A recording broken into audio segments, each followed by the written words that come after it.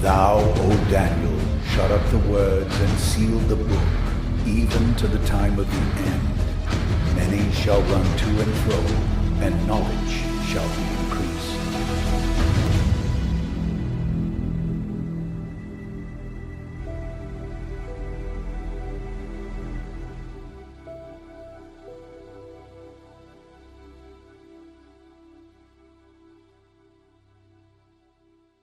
Okay, I said I have a surprise. Do you guys remember Dave Sumrall?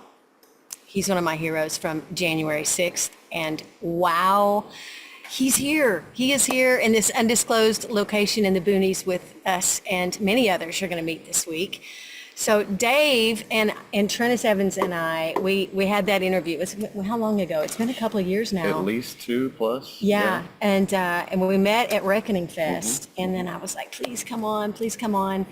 And we had a great interview with these guys. And J6 was, I mean, it was in full swing. You guys were just fighting. That was in the middle of the fight. Tooth and nail, yeah, just, for, something to give. And so you have some updates. Yeah. Just finished a new movie. That's right. Yeah, well, I can't remember the name of the other one that we promoted.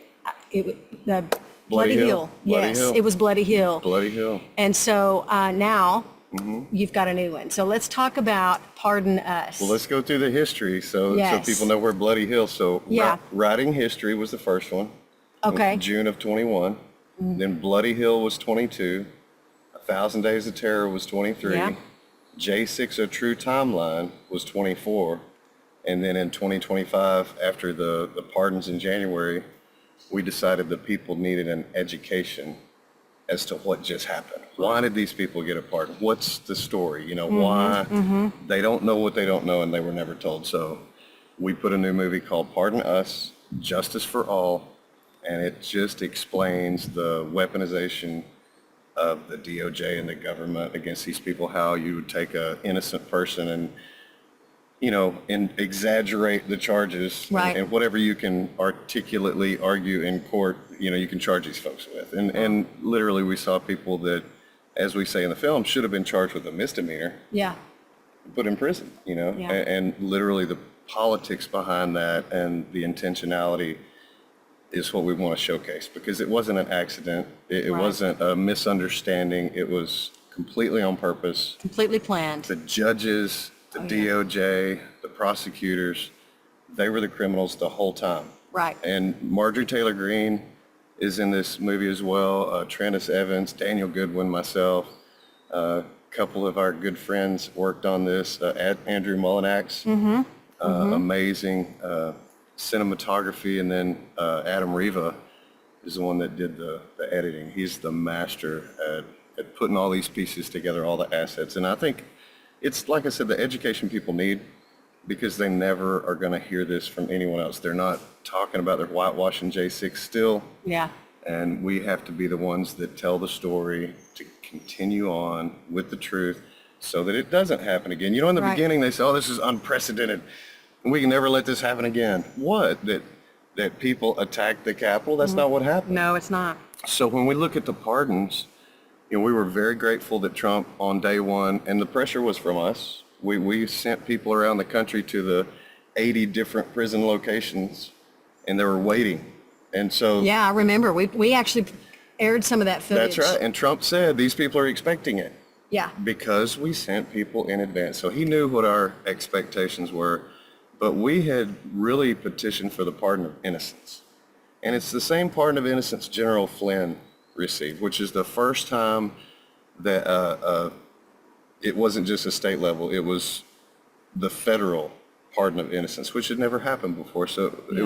it was never before done for Flynn, but as soon as January 6th happened, I talked to the co-creators of the Pardon of Innocence project, and I said, I think it's for J6. I think these people really, really deserve the pardon of innocence. And I think the argument becomes, did Trump send a violent mob to the Capitol to overthrow the government, or did Trump send an innocent crowd of protesters down to the Capitol to make their voices peacefully and patriotically Yeah. heard, like he said?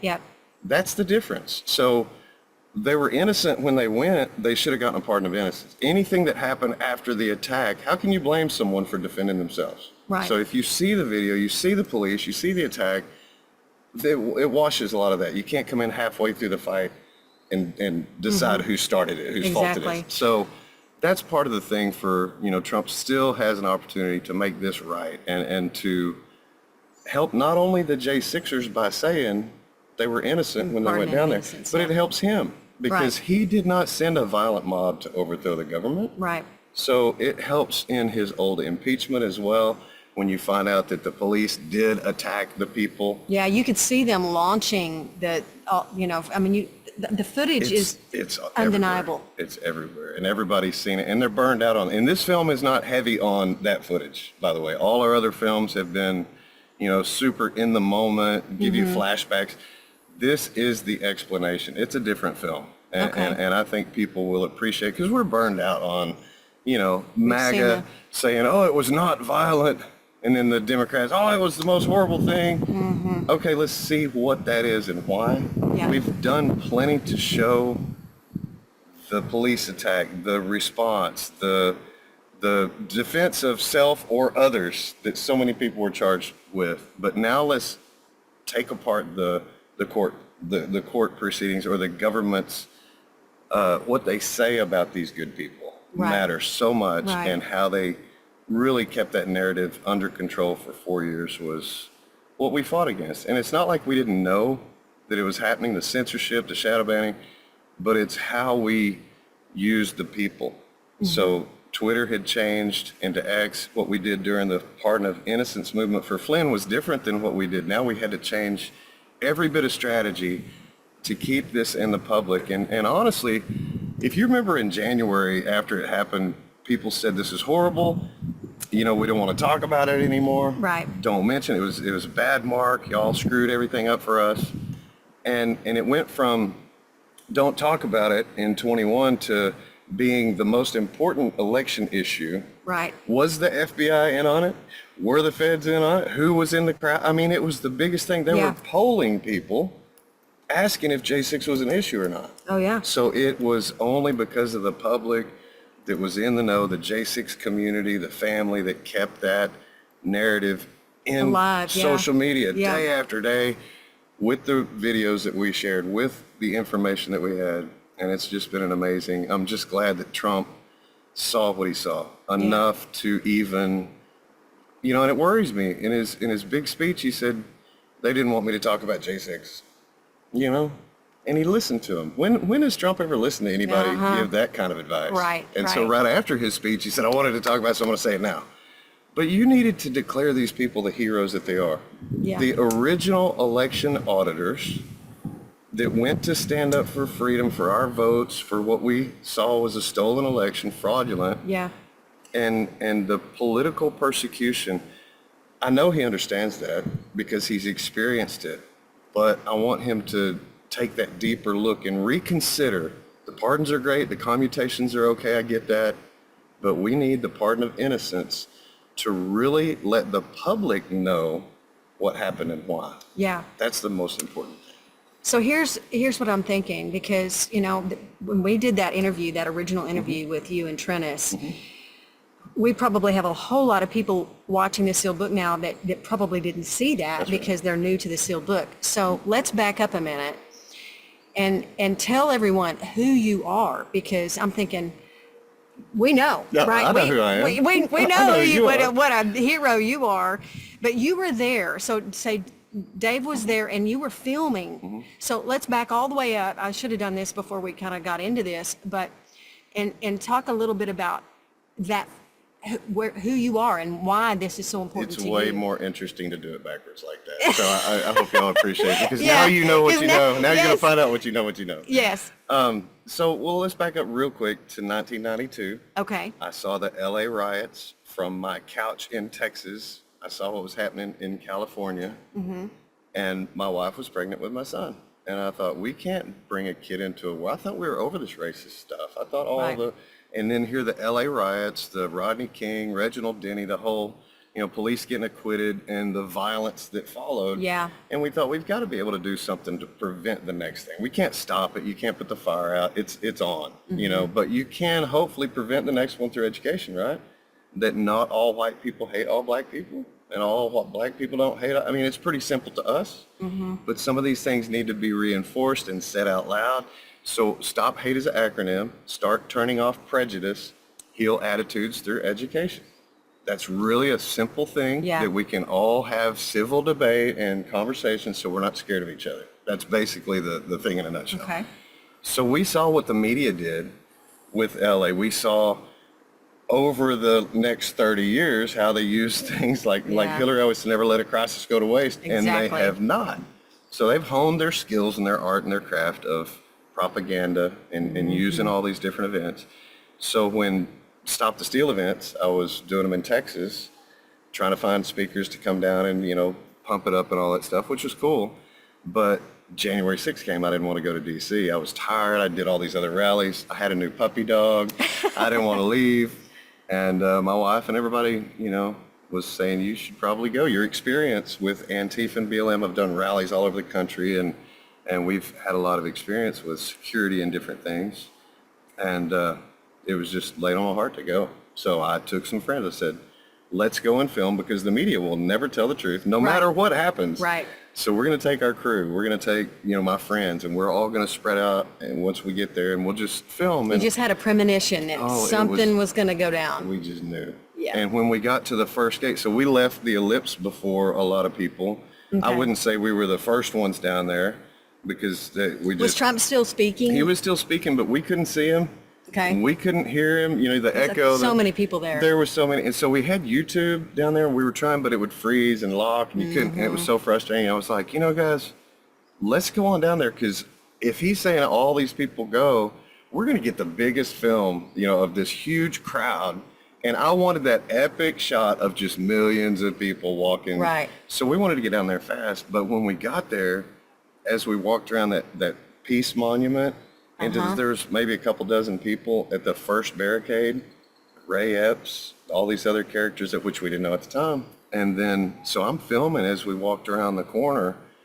That's one of the videos Darren Beatty uses for his reporting and stuff. But we caught some really important things, some of the deaths, Kevin Greason getting CPR, Ray Epps when he went in, Ray Epps when he went out. So the timelines are super important for these things. We started the Ray Epps conspiracy theory at StopHate.com.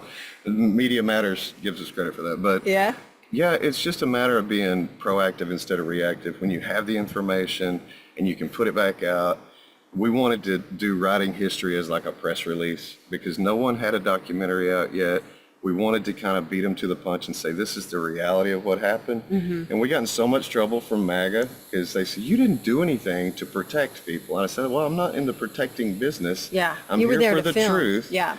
And if there's provocateurs or undercover agents, we got them. And it's a study film. And people that want to stop and rewind and do further research, that's what it's really Well, and your footage is actually really probably why the J6ers were pardoned. a lot of it. Because you were there, you caught it on film, and so many of those clips that were used in the hearings and were It's from amazing. you. It's amazing. So Wow. as a video investigator, so we started building a public database of all the video. I knew the FBI was taking everybody's gear and we were trying to get as much of the video before they did.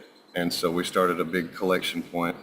And when the lawyers would research and say, I want to find some stuff on my client, StopHate.com would come up. They're like, what's What is this? going on? So I get a call from one and he said, why is it every time I'm looking for J6 stuff, your website comes? What's going on here?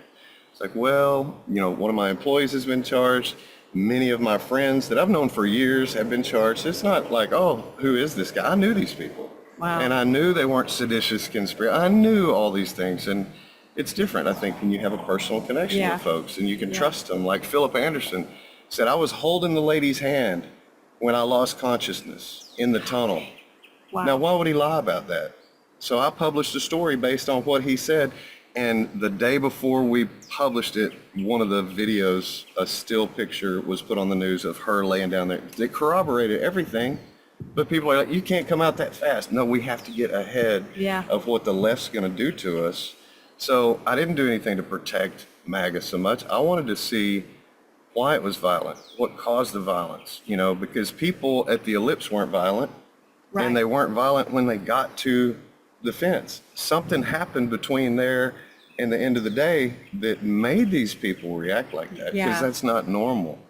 So and we talked about this, that, you know, it's like, okay, people are tired of seeing the, Yeah. you know, the provocation, but some of the footage that you got were them launching what were they like? Concussion Grenades. Yeah. Yeah, that was the word. And you actually filmed some of the deaths that happened. We were talking about Ashley Babbitt. Talk about her just a minute, because there's a lot of conspiracy theories around her, but you were there, you saw it happen. So let's talk about that just a minute, because again, Well, so in your world, people are tired of hearing it, That's right. but even in my sealed book family, I mean, Yes, they don't know. People still don't know what really happened. And so let's talk about Ashley for just a second. I think on that note, the left is very good at, I say the left, evil is very good Yeah. at hiding truth. Yes. No matter which side they're on, because we see this whole uniparty thing. So I can't just say it's the left. It's not because just the it's left, not. right? It's both sides. Yep. But the exposure of that is what's critically important. I don't know how people take the bait on some of the propaganda. You have things like Woo's News, which I hate to give them a shout out, but at the same time, they put a video out and it's very masterfully done. It's propaganda. And you can take this conversation right here and wipe our voices out and make us say whatever you want. Yeah. Okay? So you can do that same thing with a scene.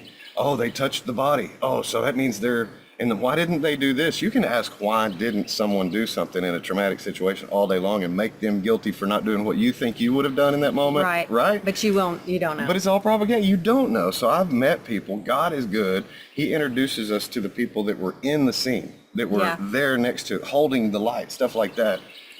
And the research of the videos around Ashley Babbitt's death is what's never really been published by the left or the right that would set that story straight for everyone. And the reality is, Ashley was a 14-year Air Force vet. Okay. She was a MP, military police, so she had a little experience with command and, protection and stuff.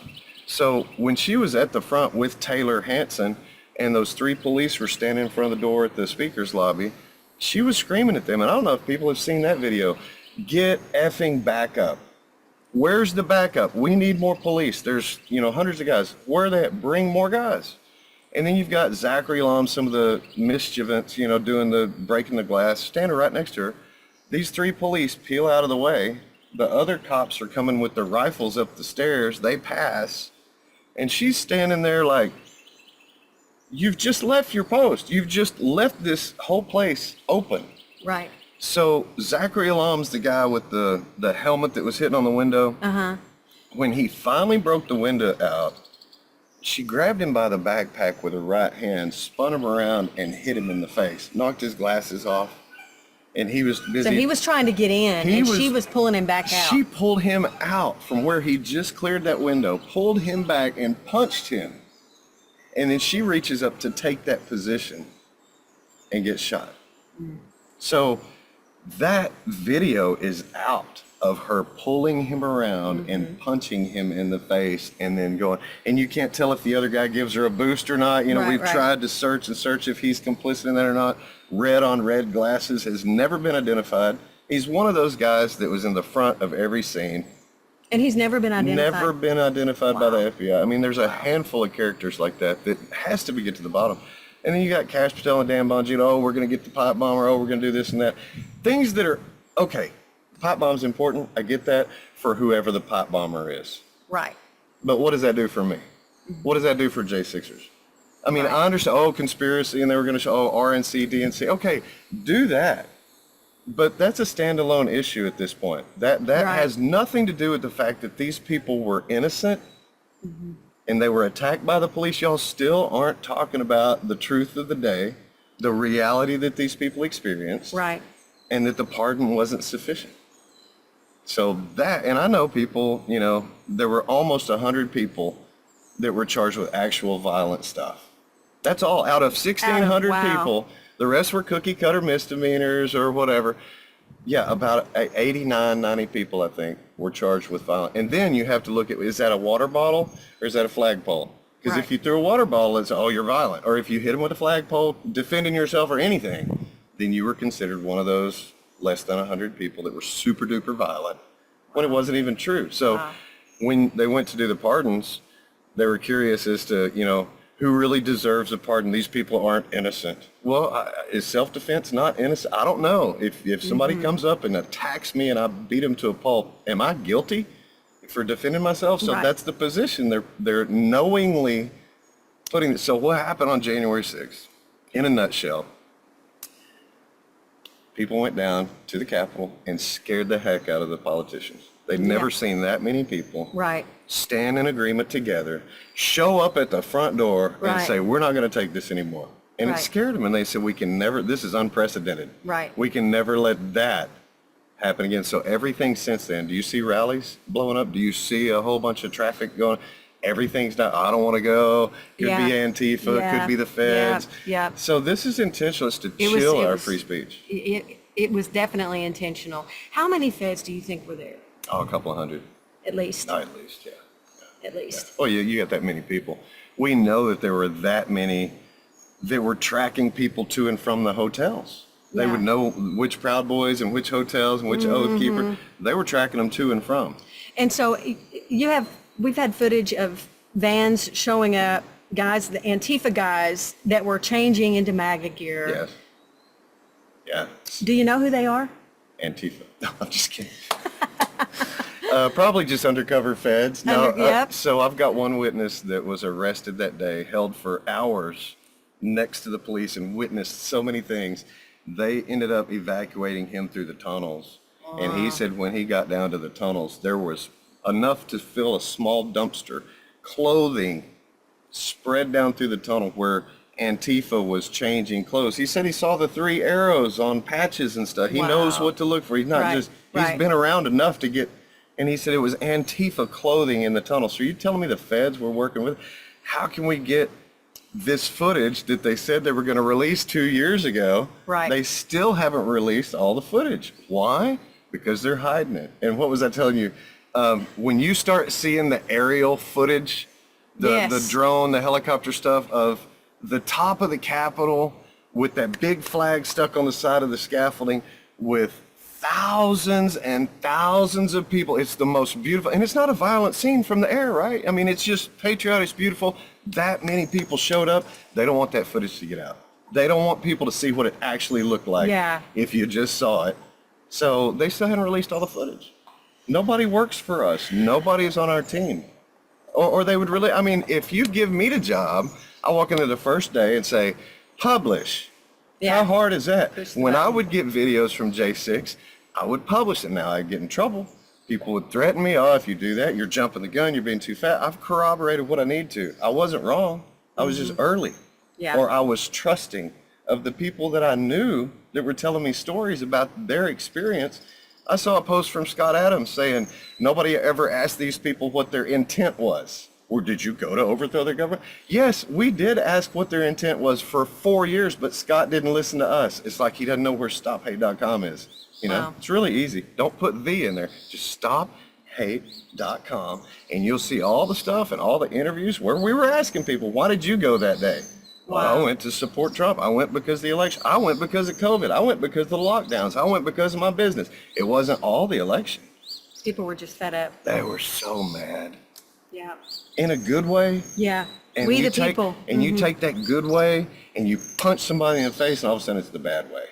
Yeah. You see what I mean? Yeah. I mean, there was a righteousness about that crowd. We're righteous here anger. to do the Yeah. right thing, Yeah. the right way, make our voices heard. And I'll tell you what happened. Guys showed up in body armor that were used to being attacked by Antifa. They wanted to protect the older crowd that's susceptible to attacks after dark and things. And that was in November and December. That's Right. what people experienced. Right. So now you've got all these people in battle gear walking up to the Capitol. What do you think those Capitol Police thought? Yeah. They're here to kill us. Right. These guys are decked out. They got vests, they got helmets, they got comms. They're here for a war because the Capitol Police only listen to the media and the politicians. Right. And these hateful MAGA bigots coming to kill everyone. And they believed it, hook, line, and sinker. They're in a bubble. So we walked down there. We pushed the first fence over saying, it's just a little fence. What's this little fence mean? We want to be down front where Trump's going to speak. So everybody pushes through this, the most I've seen Black Fridays that were more violent than that gate push. Yeah. And I've seen footage where they literally opened the gates. The police were opening the gates, letting people in. And we, people, like you said, know this, but I feel like it's important, and it's important for your story and certainly for those less than 100, but all of them that have had years of their lives taken away. I mean, it's history. It's part of U.S. history now. So bad.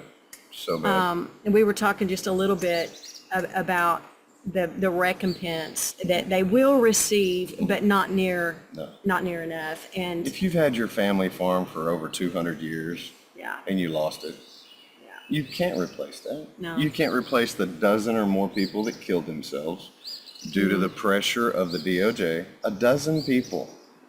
You don't hear the politicians talking about how horrible it was that the DOJ put so much pressure on innocent Americans that they ended their lives. Right. You don't hear that from anybody. Yeah, I think MTG is probably the only one that is. And is there anyone else that's really still continuing to support J6? I mean, it's like it's kind of moved on. History keeps moving on, and yet, and that's why I admire you so much, and the few that are just the forerunners and have been all along. For this cause. We've gone from battle to history. We've got to be the historians, and literally it's the whitewashing of J6 as I see it. If you don't talk about it, make it go away. It's just the opposite of the things that we want to go away that they keep talking about. And now everybody's hit this burnout on J6. They don't understand what they don't understand. They just think it was a big misunderstanding, a horrible thing, whatever. They don't understand how intentional it was and how repeatable it is. Yeah. So when you look at Tiananmen Square and you see that the government murdered innocent protesters because they didn't agree with the government, they put them in prison, they hid them for years, they used their media to cover it up, and you still go to jail if you talk about it. Wow.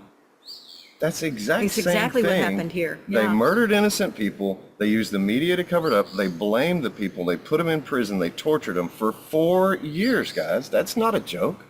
These people killed themselves, their families were destroyed, their marriages, their properties, their homes, their car, their truck. What kind of little money can you give somebody that's going to give them back that? Right. Because Trump should have come out the first day and deemed them the heroes that they were. Right. He fell just a little bit short, and it's costing us. It really is, as a community. And look, I'm not charged. I wasn't charged. I was there. I was in the middle of it. But I had what they call plot armor, or what I call plot armor. I was so involved in the story, and I knew so much. Yeah, they didn't want to mess with you. I testified in 10 trials. I worked with dozens of lawyers. I worked with hundreds of J6. If they came after me, it would have looked really bad. Yeah. So the whole community plus everything that I had, I could have said, well, then we need to release this in court if you're going to charge. Yeah. And they don't want that. They don't want that. I've asked every speaker we've had for the last several years. Charge me, please. Please subpoena everything that I've seen. If you'll subpoena everything that I've seen, the public will have a different understanding. All you have to do is subpoena me.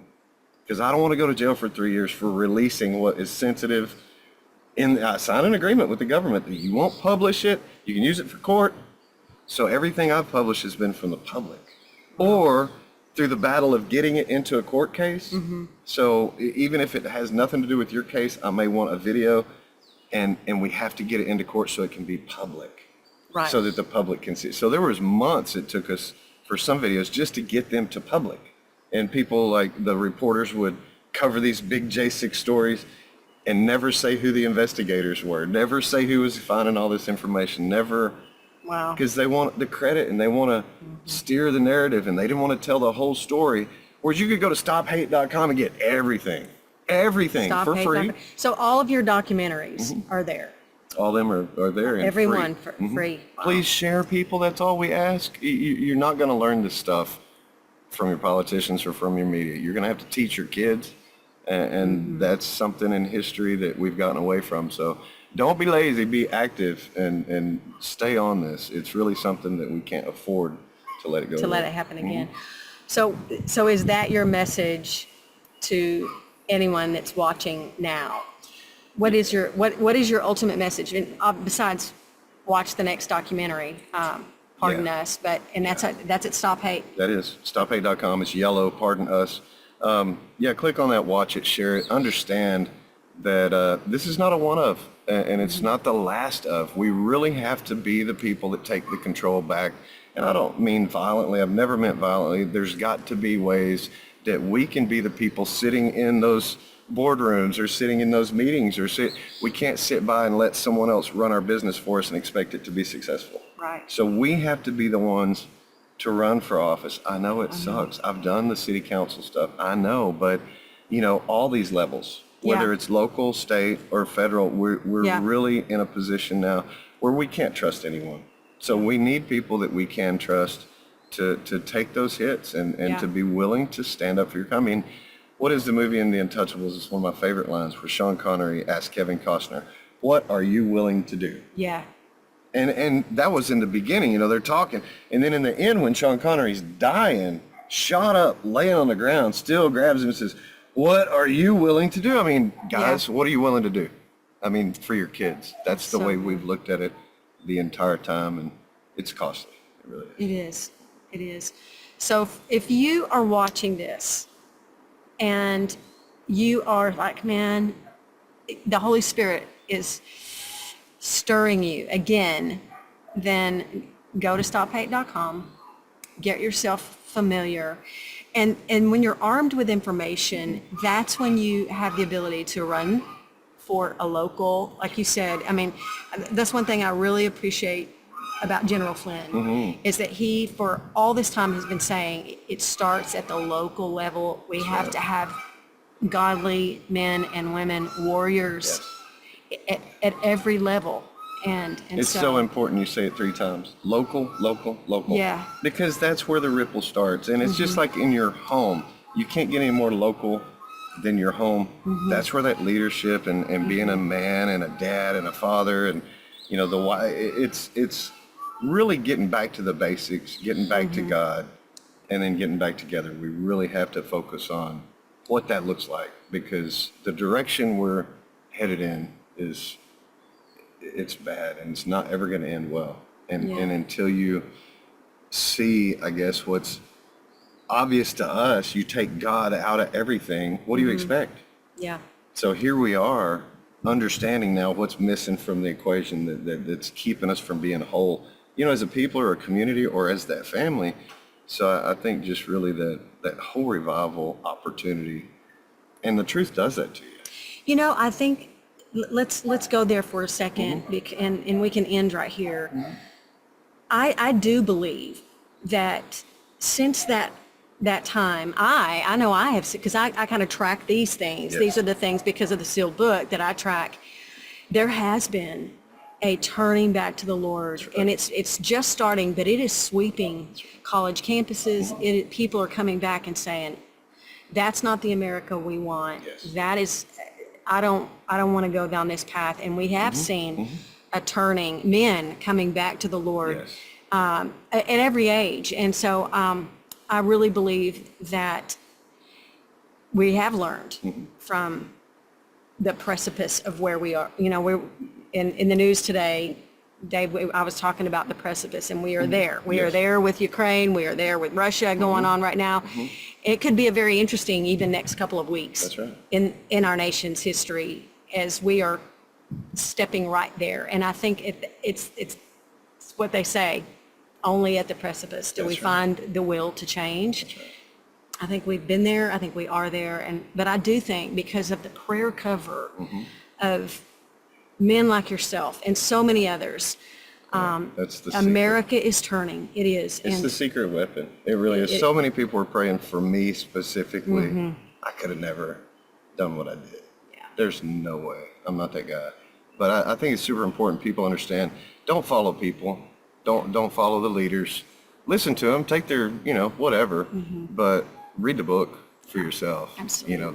That's just the most critical thing. It's the most It's critical good thing. stuff. Well, Dave, thank you for coming. Thank you for Sitting having down me. with my Hey, this is little camera. We got Our a little great spot. secret place out here is really We great. got a great spot. You should see that garden right there. Oh, it's beautiful. And again, we've got lots of surprises for you. But you were the first of several folks that I'm going to just bring on, and I love it. And I appreciate your Thank you. time. We're going to have a good time. It's been good so far. I can't wait for the rest of this weekend. It's just good to be with friends. It Yes, is. sir. Thank you for the interview. Thank you. Blessings.